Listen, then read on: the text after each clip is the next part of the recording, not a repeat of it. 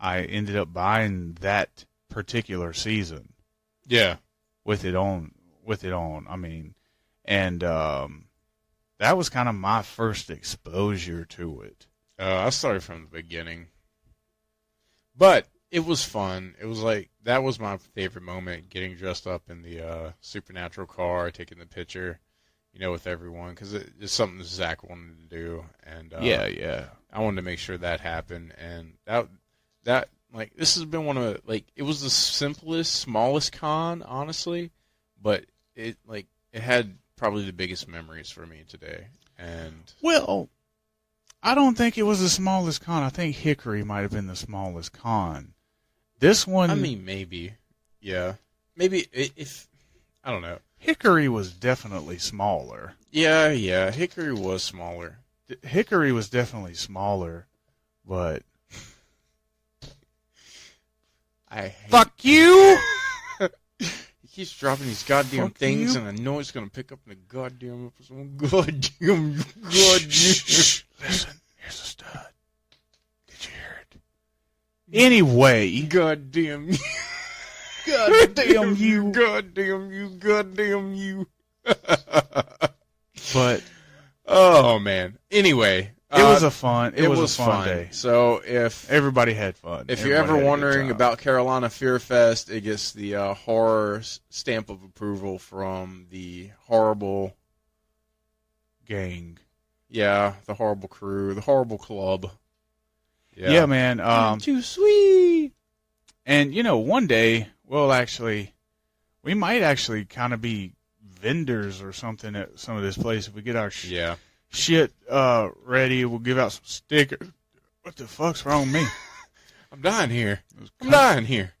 Why did they come to me today? Country fried pork chops that we ate at Cracker Barrel on the way back. Oh, yeah, that's the first time I've eaten bad in a while, and that will probably be the last time. I shit at a convenience store, so I'm pretty good, but I don't know, man. So we just want to give a quick shout out to some people we met at the horror convention, the Spook House podcast.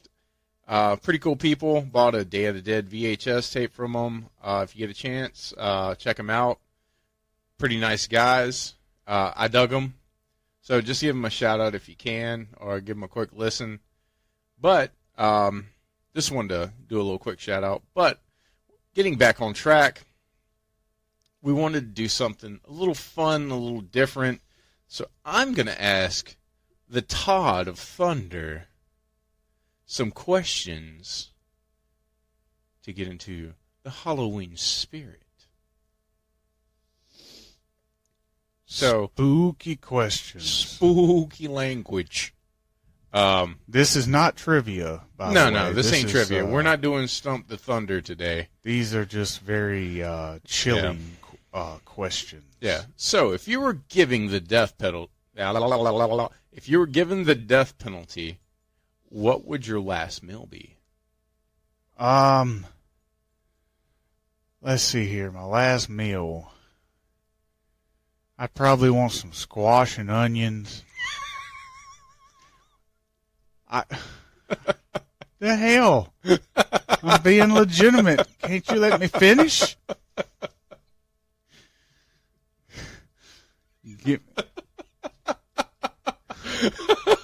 Well, now I don't want to. The hell? What's wrong with squash and onions? That's your last fucking meal. Dude. When you have a meal, I was thinking in terms of at least 2 vegetables and 1 meat.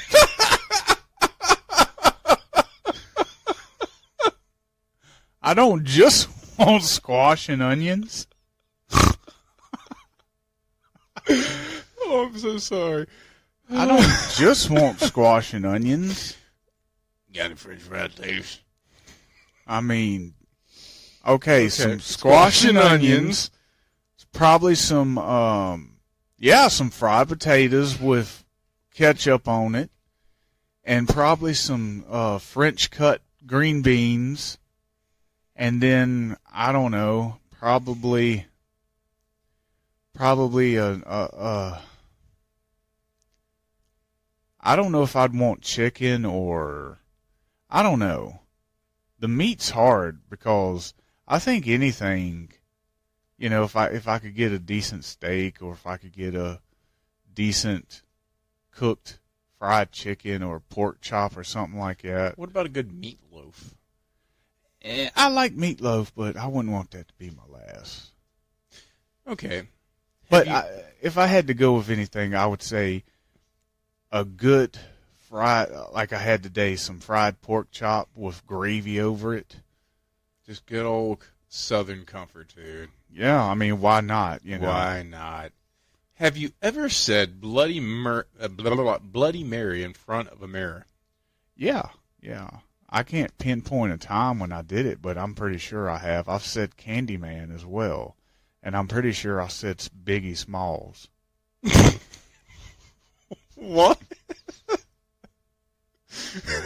From South Park. Yeah, I know. Oh, God, what a fucking idiot. Okay, would you spend a full night inside of a haunted house if someone were to pay you? Absolutely. Not. Absolutely. No, I wouldn't do it. Yeah. No, because I've seen some of these fucking TikTok videos of, like, haunted houses and shit like that. They creep me out. I mean, I would look at it as a, almost like a ride at a theme park or something, honestly. Oh, yeah? I mean, if I could do it with somebody else, that would make it worthwhile. It would be cool to get, like, a group of us together, like, me, right. You, Casey, Terry, Brandon, just all, like, in a fucking haunted house for a night. Well, yeah. Just because I would like to see their reactions. Now, if it was by myself, I guess it depends on how much money it is. If somebody's giving me $5, $10, no. But if like $200 on up or something like that, just to be fucking weirded out, I think I'd do it. Yeah. Okay. Let's see. Have you ever used a Ouija board, and what happened? No, I've never used a Ouija board. Because you don't fuck with things like that. No, I would, because I don't care. And I've always, by the time I actually got into that shit where I wanted to fool with it, like they didn't sell the Ouija boards. Like, you used to could go to Toys R Us and get a Ouija board. You know what I'm saying? Yeah. And then there was a time period where, like, they got rid of them. Yeah. Yeah, they got rid of all of them. So it's like, have I ever fucked with one? No. Would I? Sure. Okay. I don't care. All right. Which Stephen King novel / movie unsettled you the most? Well, I would say if we're talking about a novel, you can do novel or movie. It's up to you. I'm kind of expanding the question to make it more broad. Well,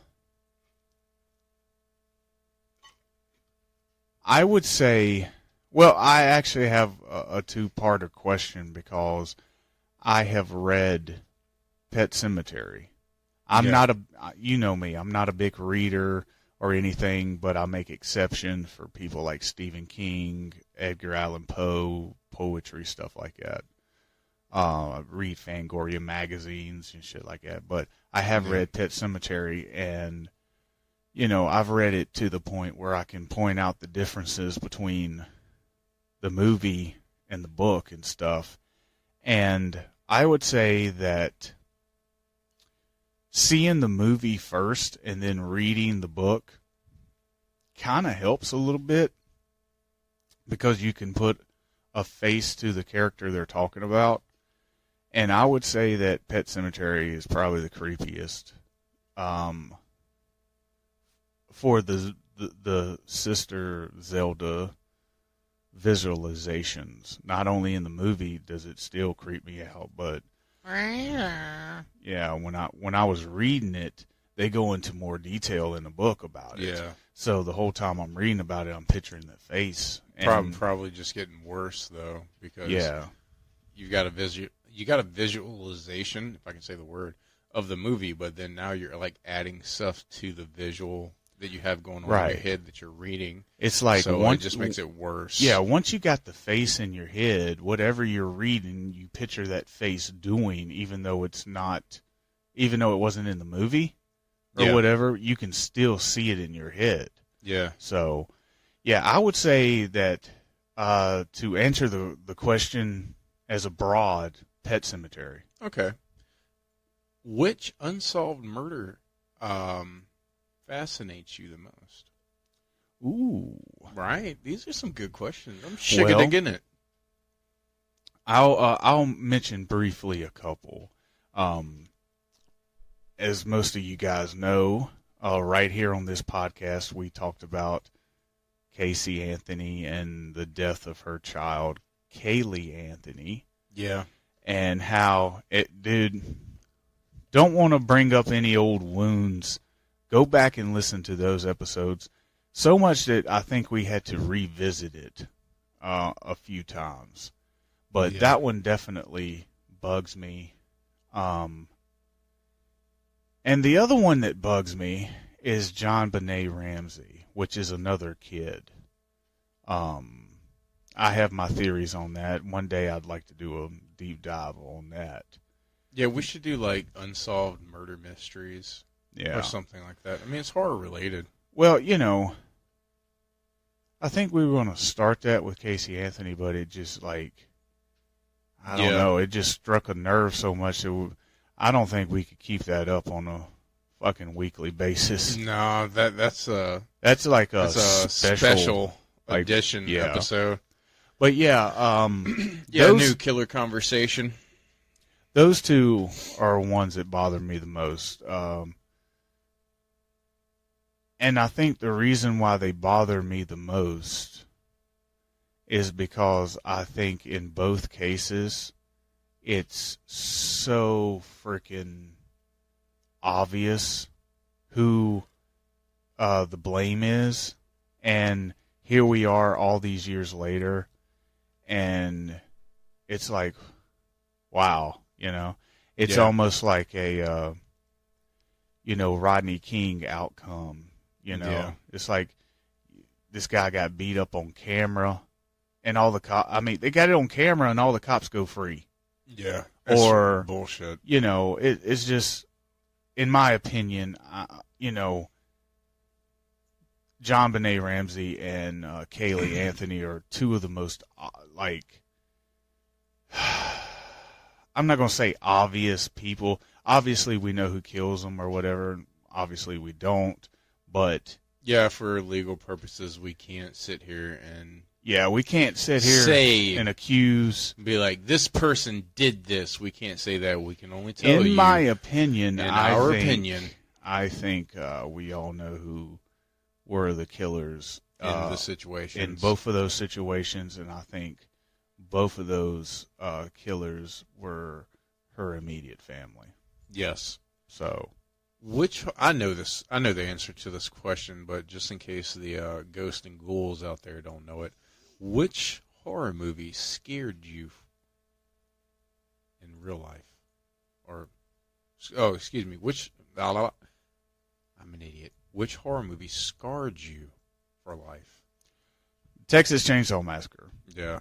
I told the story before. I'll tell it really quick. When I was a kid, I had a blank VHS tape. I popped it in. I was like maybe 6, 7 years old. It was the Texas Chainsaw Massacre, and I thought I didn't know it was a movie. I thought it was something fucking real. Because of the way it's shot, it kind of looks like a documentary style anyway. So I thought it was real because I never had experienced a documentary style movie. Not to mention it starts off with a narration the following events that you've watched. Yeah. Or actual blah, blah, blah.